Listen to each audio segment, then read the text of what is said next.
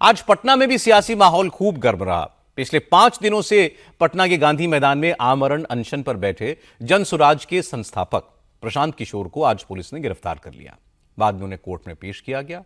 Court ने उन्हें सशर्त जमानत दी, लेकिन प्रशांत किशोर ने शर्तें मानने से इनकार कर दिया गया। इसके बाद उन्हें जेल भेजा गया, लेकिन अंधेरा होते होते कोर्ट ने जमानत की शर्तें हटा लीं और प्रशांत किशोर जेल से बाहर आ गए। पुलिस की गिरफ्तारी से छूटने के बाद प्रशांत किशोर ने कहा कि न्याय की जीत हुई है, छात्रों के संघर्ष की जीत हुई है। उनका अनशन अब भी जारी रहेगा। अब वो कहां धरने पर बैठेंगे, आंदोलन का स्वरूप क्या होगा, इसका ऐलान वो कल सुबह करेंगे। कोर्ट ने हम लोगों की बातों का संज्ञान लेते हुए अनकंडीशनल बेल दिया है, पुलिस पर टिप्पणी करी है और एक तरीके से हम लोगों की उस बात को वैलिडेट किया है कि गांधी मैदान में बैठकर शांतिपूर्ण सत्याग्रह किसी कानून का उल्लंघन नहीं है। मेरा अनशन जारी था, जारी है और आगे जारी रहेगा। आज पुलिस के तमाम प्रयासों के बाद भी मैंने पूरा दिन सिर्फ पानी पर ही बिताया है और मैं ये अनशन वापस नहीं ले रहा हूं। आज रात में युवा संघर्ष समिति की आज ही रात में बैठक होगी और अनशन के जगह और इसके स्वरूप की घोषणा कल मैं आपको करूंगा। इससे पहले आज दिन भर प्रशांत किशोर की गिरफ्तारी को लेकर ड्रामा चलता रहा। सुबह करीब 4 बजे पुलिस गांधी मैदान पहुंची, जहां प्रशांत किशोर अपने समर्थकों और छात्रों के साथ धरने पर बैठे हुए थे। पुलिस ने उनसे अपना धरना और अनशन खत्म करके वहां से उठने की बात कही, लेकिन प्रशांत किशोर ने मना कर दिया। इसके बाद पुलिस वालों ने प्रशांत किशोर का हाथ पकड़कर उन्हें जबरदस्ती वहां से उठाने की कोशिश की, तो प्रशांत किशोर को उनके कुछ सपोर्टर्स ने घेर लिया, लेकिन विरोध के बाद भी पुलिस प्रशांत किशोर को हिरासत में लेकर वहां से चली गई। पुलिस प्रशांत किशोर को गांधी मैदान से पटना के एम्स लेकर के गई, जहां कुछ ही देर में पीके के सपोर्टर्स भी पहुंच गए और उनकी गिरफ्तारी के खिलाफ प्रोटेस्ट शुरू कर दिया, नारेबाजी करने लगे। प्रशांत है अंदर में।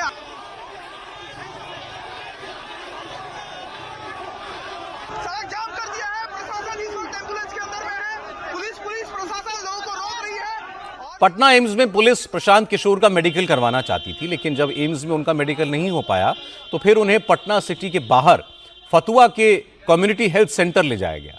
वहां उनका चेकअप हुआ और मेडिकल सर्टिफिकेट लेने की कोशिश की गई, लेकिन प्रशांत किशोर ने इसके लिए अपनी कंसेंट नहीं दी। इसके बाद पुलिस उन्हें लेकर सीधे कोर्ट पहुंची।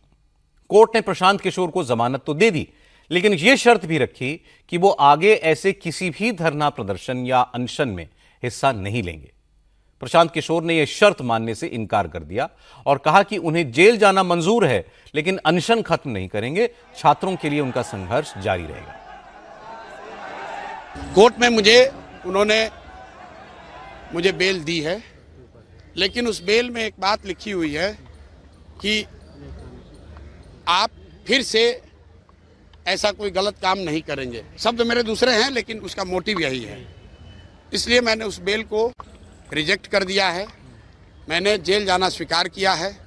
इसलिए स्वीकार किया है कि फंडामेंटल जो लड़ाई है कि अगर बिहार में युवाओं को, महिलाओं पर लाठी चलाना जायज़ है और उसके खिलाफ आवाज़ उठाना क्राइम है, तो हम उस जुर्म को स्वीकार करते हैं और जेल जाने के लिए तैयार हैं। जिस बिहार में गांधी ने सत्याग्रह की शुरुआत की, उस बिहार में सत्याग्रह करना अगर गुनाह है तो हमें वो गुनाह करना मंजूर है। तो इसलिए मैं अब जेल जाना मैंने स्वीकार किया है। और दूसरी बात, मेरा जो अनशन 5 दिन से चल रहा है उसमें कोई परिवर्तन नहीं होगा। मैं पिछले 5 दिन से सिर्फ पानी पर हूँ और आगे भी जब तक सरकार इसका रास्ता नहीं निकालेगी, जेल में भी मैं सिर्फ और सिर्फ पानी पर ही रहूंगा। ये बदलने वाला नहीं है। चूंकि प्रशांत किशोर ने बेल बॉन्ड नहीं भरा, इसलिए उन्हें 14 दिनों की जुडिशियल कस्टडी में बेऊर जेल भेज दिया गया। लेकिन इसके बाद इस पूरे एपिसोड में एक नया ट्विस्ट आ गया। पहले तो कोर्ट ने प्रशांत किशोर के वकील से साफ साफ कहा कि प्रशांत किशोर को सशर्त जमानत ही मिलेगी। उन्हें कोर्ट में यह अंडरटेकिंग देनी होगी कि जमानत मिलने के बाद वो किसी भी धरने प्रदर्शन में शामिल नहीं होंगे, और इसके बाद उन्हें बेऊर जेल भेजा गया।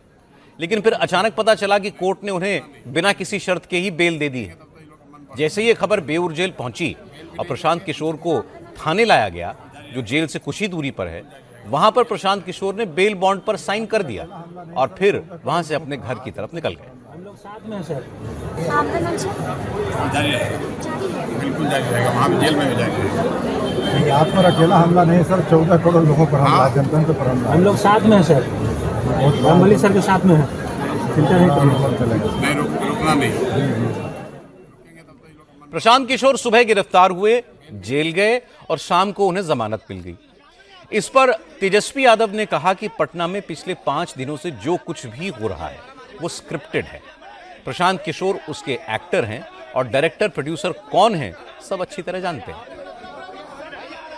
एक कहानी लिखी गई है, उसमें एक डायरेक्टर हैं, एक प्रोड्यूसर हैं, यानी निर्देशक भी हैं और उसमें पूरी तरीके से फाइनेंसर भी है, एक्टर भी है, वैनिटी वैन भी है। और कौन ये सब करा रहे हैं, किस वजह से करा रहे हैं, वो हम सब लोग जान रहे हैं। ये क्या मामला है, नहीं मामला है, किसी को छात्रों से लेना देना नहीं है। पूरी तरीके से जो है एक फिल्म दिखाया जा रहा है, एक नैरेटिव जो है वो सेट करने की कोशिश की जा रही है। समझने वाले समझते हैं कि कौन लोग करा रहे हैं, कौन है प्रोड्यूसर और कौन है। बीजेपी की बी टीम है, बीजेपी की बी टीम है, और कौन। जेडीयू के प्रवक्ता नीरज कुमार ने कहा कि प्रशांत किशोर जो ड्रामा कर रहे हैं उसे पूरा बिहार देख रहा है। वो चाहे लोगों को जितना गुमराह करने की कोशिश करें, लेकिन राजनीति उनके बस की बात नहीं है। अरे बीपीएससी अभ्यर्थियों ने तो आपकी मांग को दरकिनार कर दिया, री एग्जाम में अपीयर हो गए, तो ये राजनीति की नौटंकी किस बात के लिए। कंपनी चलाना अलग काम होता है, राजनीति करना अलग विषय होता है। राजनीति आपके सामर्थ्य के बाहर की चीज है। चूंकि आप वैनिटी वैन में बास करने वाले लोग हैं, ऐशो आराम की जिंदगी वाले लोग हैं, तो ऐसे लोगों को ना आम आवाम पसंद करती है और नई पीढ़ी तो जानती है, आपको पहचानती है कि आप केवल राजनीति में चेहरा चमकाना चाहते हैं।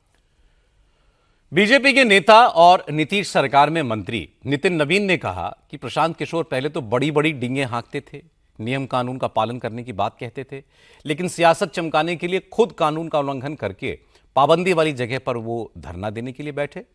और रही बात बीपीएससी की, तो जितनी बड़ी संख्या में छात्रों ने 2 दिन पहले हुए एग्जाम में हिस्सा लिया है, उससे यह बात साफ है कि यह मुद्दा अब खत्म हो चुका है।